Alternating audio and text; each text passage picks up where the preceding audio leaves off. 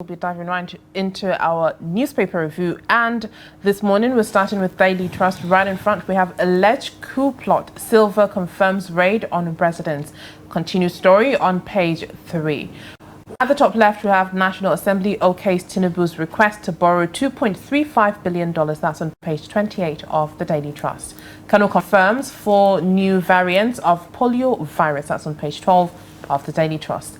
Banks credit to private sector drops by 6 trillion naira in 4 months. That's on page 23. At the bottom, we have federal government withdraws pardon for Mariam Sanda drug dealers. That's on page 4 of Daily Trust newspaper. Alleged Christian genocide, U.S. lawmakers relying on faulty data, says federal government. That's on page 6. We have protests, curfew trail Tanzania presidential poll. That's on page 31 of the Daily Trust. Shetima to ACF, don't allow mischief makers divide Nigeria. That's on page 6 of the Daily Trust newspaper. Make sure you grab yourself a copy and stay informed. All right, next up we have this day newspaper. NNPC shops for equity partners to high-grade its Komatose refineries. And Port Harcourt, Warri, Kaduna facilities will work, says Ojulari. Prices to rise further as federal government approves 15% tariff on imported fuel. An official letter indicates it will trigger 99.72 naira per litre increase in Lagos, but argues it will allow domestic refineries to cover costs, and that's on pages 30 of this day newspaper if you want more on that news. And also we have news service chiefs get Senate confirmations, vow reforms to tackle insecurity, boost troops welfare, and that's on page 30 as well on this day newspaper. Federal government bows to public pressure, reverse pardon list, and that's on page 10 of this day newspaper. I think that is all we have for this day. Do well to grab yourself a copy and stay informed. All right, joining us to review some of the headlines of the pages of today's national dailies is Editor-in-Chief of Dateline Nigeria newspaper, Nasser Lawal. Thank you for joining us this morning. Thank you. Thank you for joining us. All right, let's start with Daily Trust. Right in front, alleged coup plot. Sylva confirms raid on residents. Now, the former governor of Bayelsa State, next minister, confirmed yesterday that military operatives raided his Abuja residence. But on the contrary, the federal government has debunked the allegations of a coup happening. So what is your take on that? Well, you see, these are some of the things that we, talk about all the time. The government should be clear in its message. I remember when the story first broke, the spokesman for the defense headquarters, said that because they didn't mention the word coup, nobody should say that there was that attempt. And he even went as far as saying that, himself and then the then chief of defense staff were the only persons, that credible enough to talk about things like that. But with what we are seeing now, with the former governor of Bayelsa State coming out to say that his residents in Abuja and then the one in Bayelsa were raided, it only confirms all the things that we have reported earlier. And then if you look at it also, a narration is beginning to come up with some saying that it's all political, that right now he is like the big man of the APC in Bayelsa State, and then they are finding for ways to accommodate, the governor who has dumped the PDP. Nobody knows what he is up to next. So I hope that's not true, because if that is, the case, we shouldn't toy with, something of this magnitude simply because we want to advance our political interest.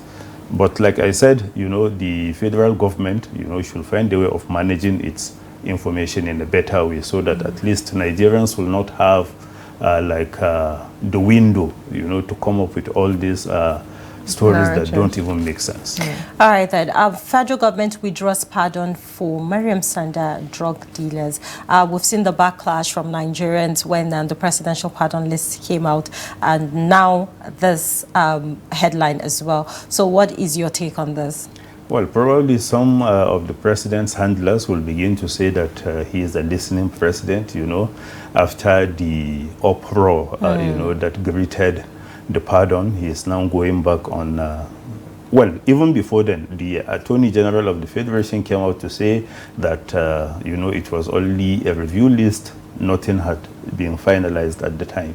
But now that they have finalized it, I think it's good. Like, it will restore the confidence of, for instance, operatives of the NDLEA, who are putting their lives on the line, to confront all these drug barons. And, for the family of Mariam Sanda, at least they were able to get away with something. The fact that her life sentence had been commuted to just 12 years. So maybe in a few years' time, she will be back with her family. So it's like a win-win situation. The president, has made a very good showing for himself by going back on what we have read earlier to say that since there is this, disagreement, disapproval rather by Nigerians, he's now, reviewing. And that's what leadership should be all about. When you are wrong or when you are shown, the other side of a story, you can take a look at the two and then see which one is better. I know it's not all the time that you pander to public opinion, because sometimes, public opinion may not be good for the country in the long run. But it's okay that the president, has come up with this new development. All right. Let's look at the story on this day in newspaper. Right in front, we have NNPC shops for equity partners to high-grade its comatose refinery. In light with, Dangote declaration of expansion, and now the NNPC is shopping for equity partners. What's your take on it? Well, I think the NNPC should focus its energy on what will work. For instance, I don't see, how the Kaduna refinery, can come back to life, honestly, because this is a refinery that relies, on getting its crude from, the Niger Delta, through the pipeline and what have you. So I don't think those pipelines are even in good shape. Functional at the moment. And then I don't think we can also replace that with, petroleum tankers going from the Niger Delta to Kaduna. Maybe they should concentrate on the ones that are very close to, the raw materials, like the ones in Port Harcourt and Warri. I think maybe that makes sense in a way.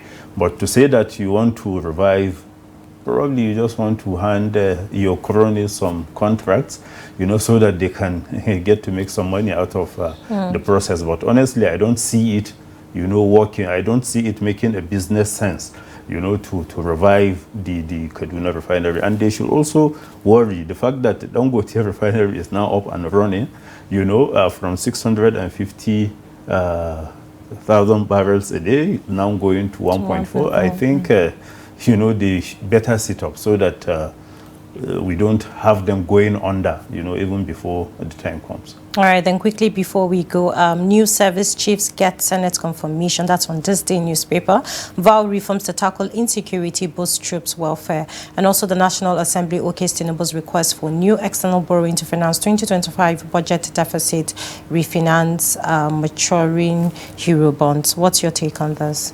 Well, you see, the service, just like they used to, anytime you have new service chiefs in place, the first thing they will tell you, is that they will vow to confront insecurity. And then 2-3 years after, you will realize that nothing has changed. I am not saying that we are going to have the same situation here, but then I think what Nigerians need, what Nigerians want to see is actually action, not just words. Because even, I can also sit here and, make all sorts of promises. But being able to follow it up, that's what matters. As for the $2.3 billion loan, well, they said Nigeria is still the credit rating is still very good, that we can even borrow some more. So my problem is not with the borrowing.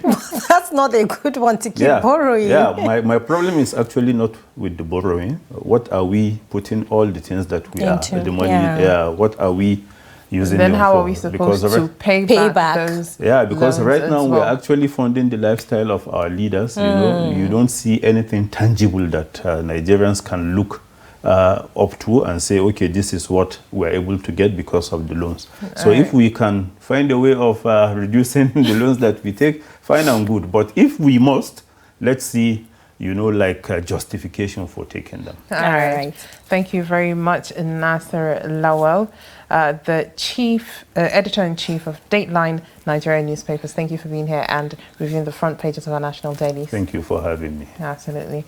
And now with that, we've come to the end of Daybreak on Trust TV. Make sure you tune in tomorrow morning at 8 a.m. so you don't miss out on engaging and interesting conversations. I'm Hawa Adamikiawa. Thank you for watching.